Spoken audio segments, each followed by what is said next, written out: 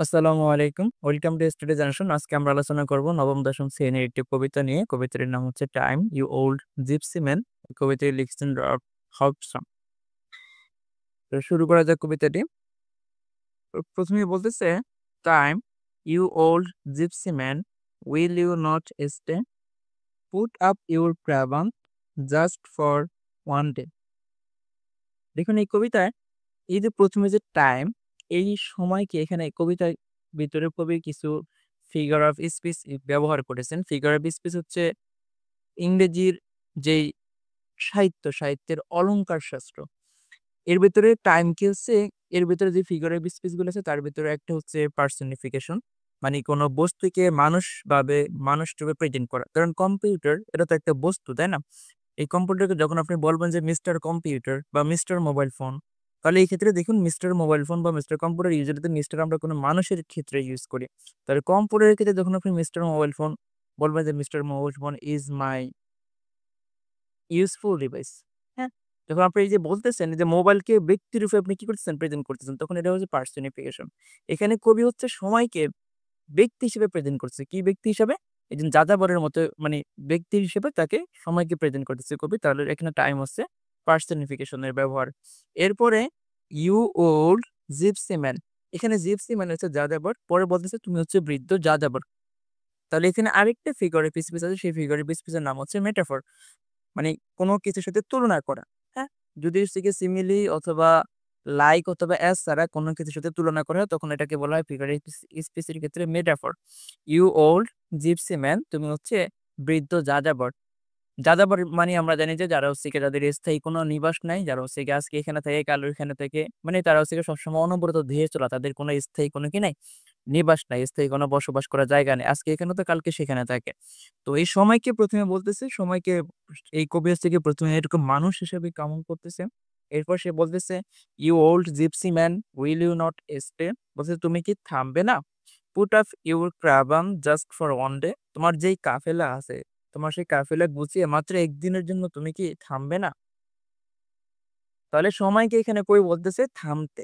তাহলে সময় তো ইজিলি থামতে পারবে না। সময় বলতে এখানে সময়কে তিনি হচ্ছে গিয়ে বলতেছে যাযাবর, বৃদ্ধ যাযাবর সেই মানে প্রেজেন্ট করতেছে যে সময় আমরা জানি যে সময় হচ্ছে কিরকম? ধেয়ে চলা। সময় কি কারো জন্য অপেক্ষা করে? সময় যেমন কারো জন্য অপেক্ষা করে না, এরকম বৃত্ত যেই যাযাবর যারা তারা হচ্ছে গিয়ে কি করে না? তারাও সবসময় তাদের লাইফ স্টাইল এরকম।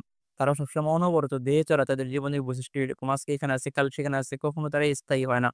এরকম সময় কখনোই কি হয় না? স্থায়ী হয় না। এজন্য কবি বলতেছে, "সময় তুমি হচ্ছে বৃত্ত যাযাবর, উইল ইউ নট স্টে? তুমি কি থামবে না? Put up your caravan just for one day." তোমার যে ক্যারাভান, তোমার যে কাফেলা, সেই কাফেলা গুছিয়ে তুমি কি একদিনের জন্য থামবে না? এরপর কবি বলতেছে, "all things I will give you, will you be my guest?" বলতেছে অল থিংস, আমি সবকিছু, আই উইল গিভ, আমি তোমাকে সবকিছু দিব। Will you be my guest? এই যে গেস্ট মানে অতিথি। বলতেছে তুমি যদি আমার অতিথি হও তাহলে আমি তোমাকে কি দিব? সবকিছু দিব। সেখানে সবকিছু বলতে কি দিবেন তিনি কই বলছেন সময়কে? Bells for your জেনেট। জেনেট মানে ঘোড়া। তোমার যে ঘোড়া আছে সেই ঘোড়ার জন্য একটা কি দিব? বেল দিব, একটা ঘন্টা ধ্বনি দিবে। কিসের? Of silver the best. যেটা হচ্ছে গিয়া সবচেয়ে ভালো রূপার তৈরি একটা ঘন্টা ধ্বনি দিবে। কিসের জন্য? এই জেনেট, জেনেট শব্দের মানে হচ্ছে ঘোড়ার জন্য। মানে যেহেতু যাযাবররা ইউজুয়ালি তারা যে ক্রাভান মানে কাফেলা নিয়ে ঘুরে, এই কাফেলা ইউজুয়ালি তারা হচ্ছে গিয়ে ঘোড়া দিয়ে ঘোরাফেরা করে। তাহলে সেই ঘোড়ার জন্য একটা কিসের তৈরি দিবে? সিলভারের তৈরি সে হচ্ছে একটা রিং দিবে। Goldsmith shall beat you a great golden ring. এরপর বলতেছে স্বর্ণকার, গোল্ডস্মিথ মানে কি? স্বর্ণকার shall beat you a great golden ring. তোমাকে হচ্ছে গিয়ে স্বর্ণকার একটা চমৎকার একটা কি দিবে? রিং দিবে। মানে হাতে পরার যে রিং, বিশাল সাইজের একটা কি দিবে? রিং দিবে। পিকক শ্যাল বো টু ইউ। এরপর বলতেছে যদি সে হচ্ছে কবির গেস্ট হয় সময়, তাহলে কি করবে? পিকক্স মানে ময়ূর পাখিরা শ্যাল বো টু ইউ। বো মানে তার কাছে কুর্নিশ করবে। ময়ূররা আমরা জানি যে তার যে পাখনা মিলে একদম মানে বড় করে তখন হচ্ছে গিয়ে তাকে একটা সম্মান জানাবে। লিটল বয়েজ সিং, এরপর ছোট্ট যে ছেলেরা তারা হচ্ছে গিয়ে গান গাবেন। ও and sweet girls will festoon you with may. এরপর বলতেছে মিষ্টি যে মেয়েরা আছে সেই মেয়েরা কি করবে? সেই মেয়েরা হচ্ছে তোমায় বসন্তের মালা দেবে। Time you old gypsy why hasten away. এবার বলতেছে সময় তুমি হচ্ছে বৃত্ত যাযাবর, তুমি কেন এমন দ্রুত চলে যাও? এই যে হ্যাসেন শব্দের অর্থ হচ্ছে দ্রুত। হ্যাসেন অ্যাওয়ে তুমি কেন এমন হচ্ছে দ্রুত চলে যাও? কবির হচ্ছে সময়ের কাছে জিজ্ঞাসা যে সময় তুমি কেন এমন দ্রুত চলে যাও? আসলে সময়ের তো ন্যাচারাল বৈশিষ্ট্যই এরকম, তাই না? ও হচ্ছে গিয়ে ও তো কারো জন্য মানে থেমে থাকে না। ওর কাজে হচ্ছে গিয়ে ধেয়ে চলা। মানে কে এ থেকে ওরে কে কোথাও কি কারো কি ক্ষতি হলো, কার লাভ হলো সেটা দিয়ে ওর আসলে কিছু যায় আসে না। তো এখানে কবি হচ্ছে তার জীবনটাকে উপভোগ করার জন্য যে মুহূর্তগুলো আছে এনজয় করার মতো সেগুলোকে আরো এনজয় করার জন্য কবি হচ্ছে গিয়ে সময়কে বলতেছে কি করতে? অপেক্ষা করতে। কবি সময়কে বলছে তার অতিথি হতে। অতিথি মানে সেখানে সে দাঁড়াবে। যদি দাঁড়ায় তাহলে কবি সময়কে কি দিবে সেটা হচ্ছে আমরা এখানে দেখলাম। এরপর দেখুন last week in Babylon, last night in Rome. এই যে সময় যে বেয়ে চলতেছে বলছে না, বলল না সময় তুমি কেন এমন দ্রুত বেয়ে চলো? এখন দেখুন দ্রুত বেয়ে চলাটা কত দ্রুত। এই সময় থেকে লাস্ট উইক ইন ব্যাবিলন, গত সপ্তাহে ছিল কোথায়? ব্যাবিলনে। লাস্ট নাইট ইন রোম এবং গত রাত ছিল সে রোমে, ইতালির রোমে। Morning and in the crush under Paul's dome, under Paul's dial. এরপর বলতেছে সকালের ছিলে কোথায়? সকালে ছিলে ভিড়ে পলের গির্জায়, পলের ঘড়ির নিচে।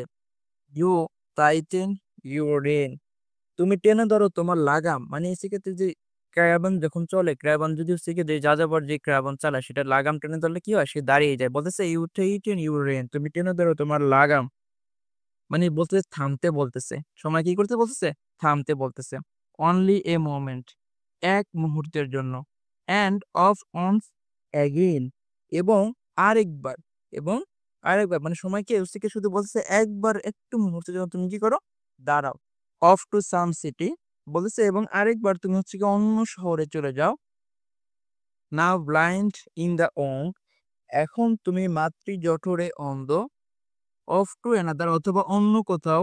Air that's in the Tonk, এখন এর পূর্বে এর আগে কোনো কবরে। বলতে সময় যে এই যে সময় যে এক সিটি থেকে আরেক সিটি, এক সপ্তাহ থেকে আরেক সপ্তাহ থেকে ডে চলতেছে, হ্যাঁ? সময়ের ডে চলা কি কিনা বলতেছে এখানে নাও ব্ল্যান্ড ইন দ্য ওম। ওম মানে হচ্ছে গিয়ে মাতৃ জঠর, মানে যেখানে হচ্ছে গিয়ে মানে উম মায়েদের যেখানে হচ্ছে গিয়ে বাচ্চাদের কি করা হয়? মানে পেটের ভিতরে যেখানে বাচ্চারা হচ্ছে লালন পালন করা হয় সেই জায়গার কথা বলতেছে। In the womb, now blind in the, তুমি হচ্ছে গিয়ে সেখানেও থাকো। অফ টু অ্যানাদার, এবং অন্য কোথাও। এর দ্যাটস ইন দা টম্ব, এবং এর আগে তুমি কোথাও কবরেও ছিলা। মানে ওই সময়ের যে দেয়ে চলা, সময় তো কোথাও স্থির থাকতেছে না।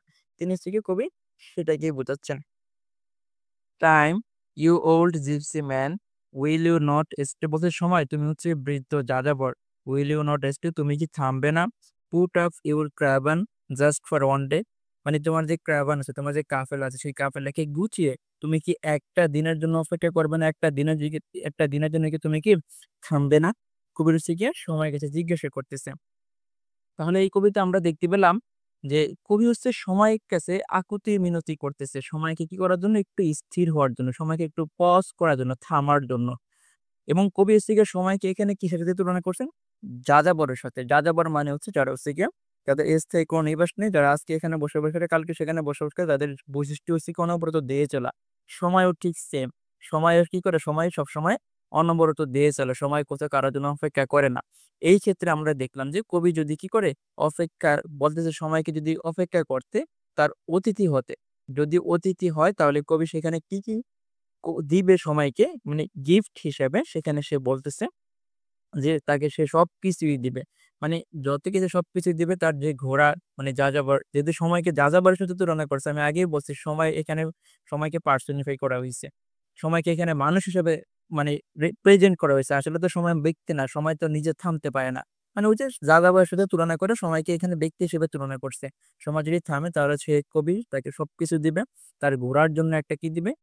একটা হচ্ছে ঘন্টাধ্বনি দিবে, তার জন্য একটা রিং দিবে, শিশুরা গান গাবে, ছেলেরা, এবং ময়ূর পাখি তাকে কুর্নিশ করবে, পহম মেলে তাকে সম্মান জানাবে, এবং মিষ্টি মেয়েরা তার জন্য মেয়ে ফুলের মানে সম্মান জানাবে। তো এত কিছুর পরেও কবি শুধু বলতেছে যাতে করে সময় কি করে? সময় একটু অপেক্ষা করে। কারণ কবির যে জীবনটা, যে জীবনে যে সময়গুলো উপভোগ করার মতো সেই সময়গুলো আরেকটু উপভোগ করার জন্য কবি চায় সময়কে স্থির হতে। সময় দাঁড়িয়ে যেতে। কিন্তু সময় তো এটা দাঁড়াবে না। কারণ সময়ের বৈশিষ্ট্য কি? অনবরত দেয়ে চলা। সে এই দেয়ে চলার ক্ষেত্রে কার ক্ষতি হলো, কার লাভ হলো এটাতে তো সময় আসলে তেমন তার বেনিফিট নাই বা সেটা গ্রাহ্য করে না। এইজন্যই যাযাবরও যেহেতু যাযাবরের যেহেতু সবসময় অনবরত দিয়েছিল, এজন্য কবি হচ্ছে গিয়ে সময়কে যাযাবরের সাথে তুলনা করেছে। আশা করি কবিতাটি ভালো লেগেছে। আমরা এরপরে হচ্ছে গিয়ে এটার সামারি দিয়ে দিব। আপনাদের আলোচনাটি ভালো লেগেছে। আশা করি চ্যানেলটি সাবস্ক্রাইব করে পাশে থাকবেন। ধন্যবাদ।